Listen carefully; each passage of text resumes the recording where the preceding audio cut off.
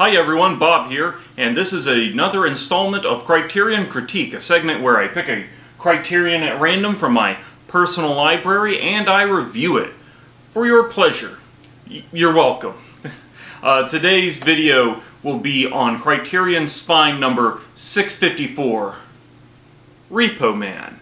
Released in 1984, Repo Man was Alex Cox's directorial debut. He had done some low-budget film work before that, but this was his first crack at making a full-length motion picture. And in addition to it being a cult classic, it also turned out to be both a critical and modest commercial success, despite efforts from Universal Studios to bury it.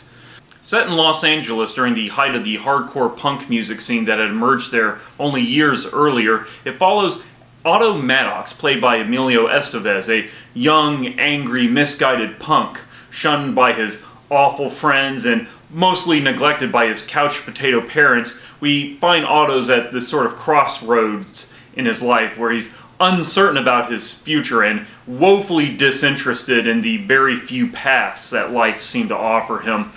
This all takes a turn, however, when he is tricked by a repossession agent named Bud, played by the incredible Harry Dean Stanton, into repossessing a car for him. After a brief period of reluctance on Otto's part, Bud decides to take Otto under his wing as his protege of sorts, teaching him the ins and outs of the repossession business, including the Repo Code, a set of rules one is to live by if they are to make it as a repo man. However, Otto's rebellious attitudes and Bud's rigid repo code both find themselves being tested when a mysterious 1964 Chevy Malibu enters the picture. Priced at a lofty $20,000, it drives every repossession agent in the city into tripping over themselves to catch the suspiciously overpriced sedan. To paraphrase one of the movie's characters, you could buy 10 Malibus with that money. Why is the car price so high? Well, let's just say that its trunk may or may not be carrying a pair of extraterrestrial corpses which are highly radioactive.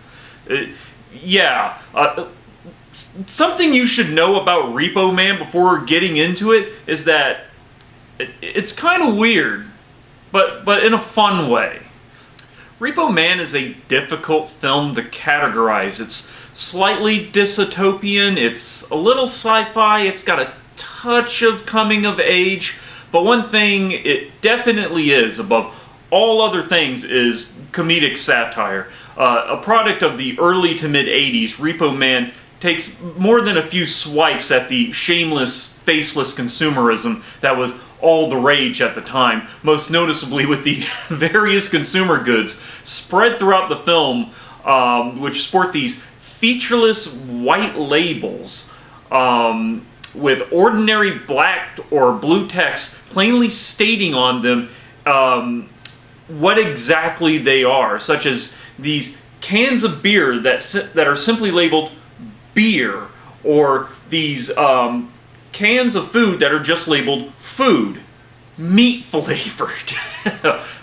Fun fact, turns out the generic looking cans of beer were not props, but in fact they were authentic products that were sold by, I believe it was Ralph's Supermarkets.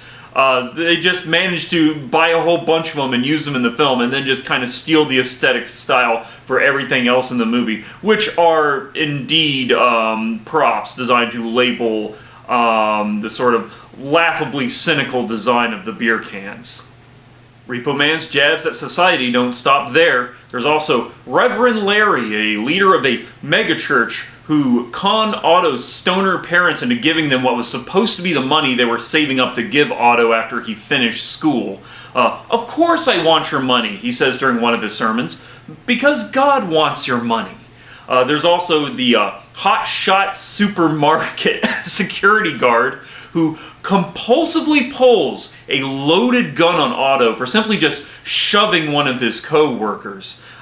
He even gives the gun a little twirl as he holsters it like he's some sort of cowboy. Sadly, this needless escalation of lethal forces, it remains a problem in American society today, but I couldn't help but admire how it was subtly prodded at in the film.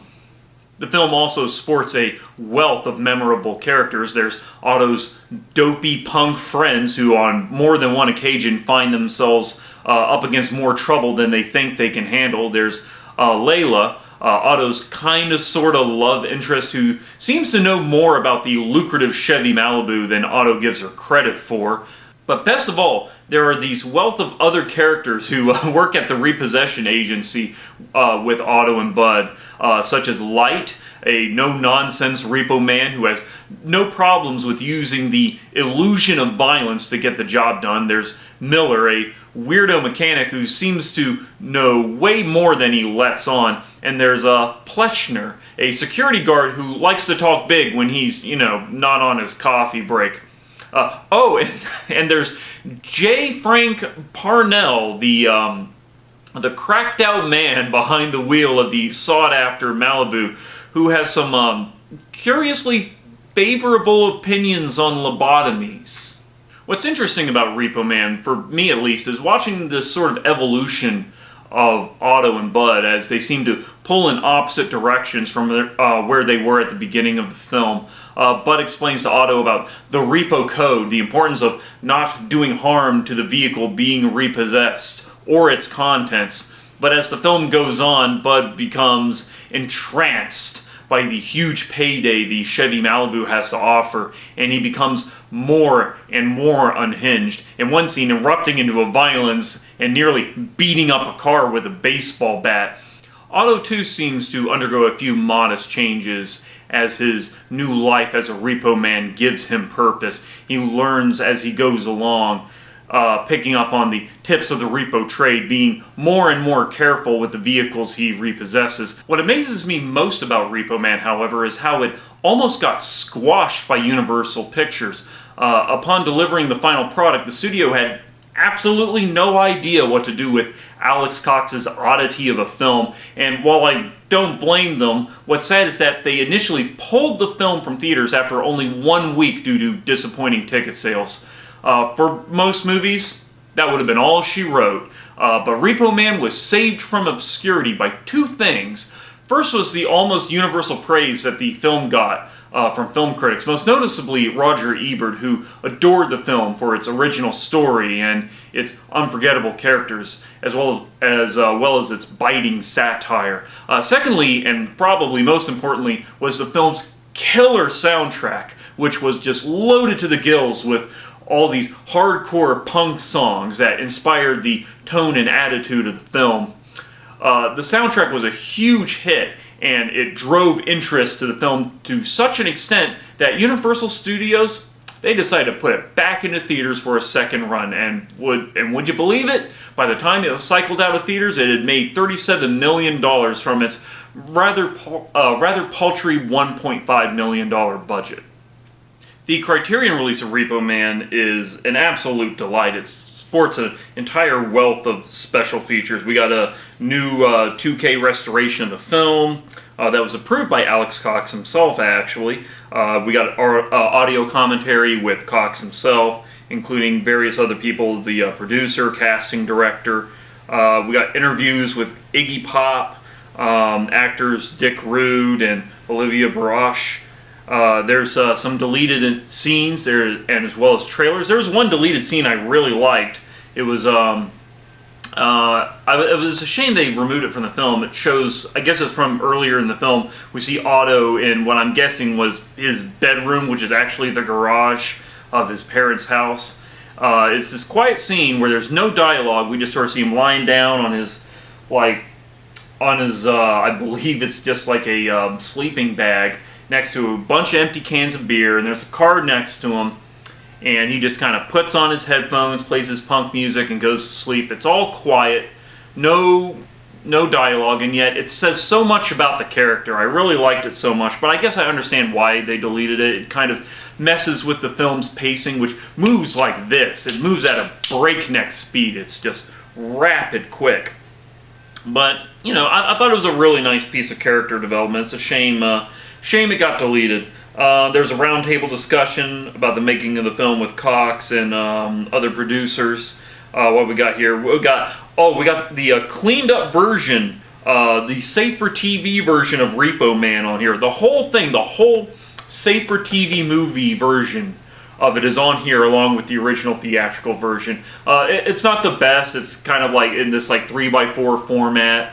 The picture quality is really grainy and scratchy, and the colors are all washed out. But you know, it's kind of funny listening to all the Safe for TV dialogue changes. So it was it got a chuckle out of me.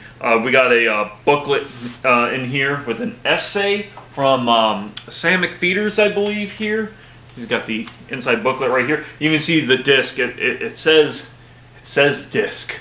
It looks just like a product from the film. And this booklet is great. Of course, we got the essay, and there's tons of artwork. We got this comic book that Alex Cox made. I'm going to see if I can get it in picture here. That he created to sort of help promote or sell the film to studios, or probably just to help explain it, I guess. So that was really cool, along with other musings from Alex Cox himself.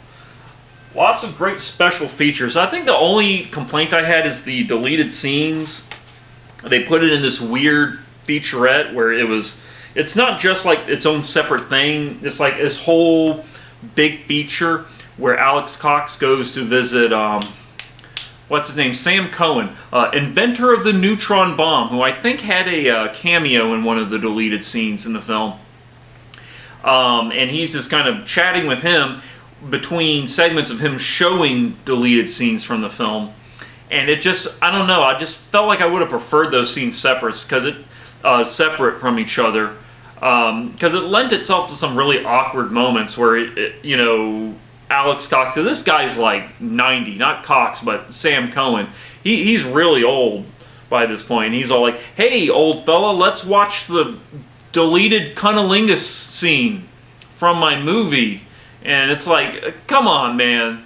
Like, clearly he didn't want to watch that, and I didn't want to watch him not wanting to watch that. So I just would have preferred those two things be separate instead of combined into this whole one big feature. But that's it. That's a pretty mild complaint, all things considered. Really, on the whole, the entire package here for Repo Man, just like everything else from Criterion, it's spectacular.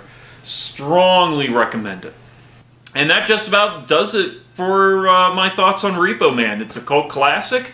More than 30 years later, it still stands as one of the most unique films ever made. It simply must be seen to be believed, and I adore this Criterion release of the film. It's extremely well put together. It is a labor of love. Anyone who has seen this film simply must get this version. It is the version of the film to get if you want to have your own hard copy of it. And if you haven't seen it yet, this is an excellent version to see it on. You get all your special features and everything. It's a delight. Definitely do not miss out on this Criterion. And that just about does it for my thoughts on Repo Man. Do you own this Criterion? Have you seen this movie before? Let me know down in the comments section. Also, if you have any other suggestions for Criterions you want me to see, or rather you want me to review for the channel, then go ahead, feel free to suggest them. Check out my description for the video. I'll leave a link to my Criterion page where it has my big list of all the Criterions I own, or at least it will once it comes back up. It's been like a few months and they haven't finished all the work they've been doing on the Criterion website, so lists are currently unavailable. But when it does come up, check the list and you can pick something to suggest to me. Also, next to my head over here are links to other videos, other Criterion critiques I've done in the past. You can go ahead and watch those if you're interested in more of my thoughts. And that just about does it for this video. I'm going to go ahead and watch some movies, and I will see you in the next video.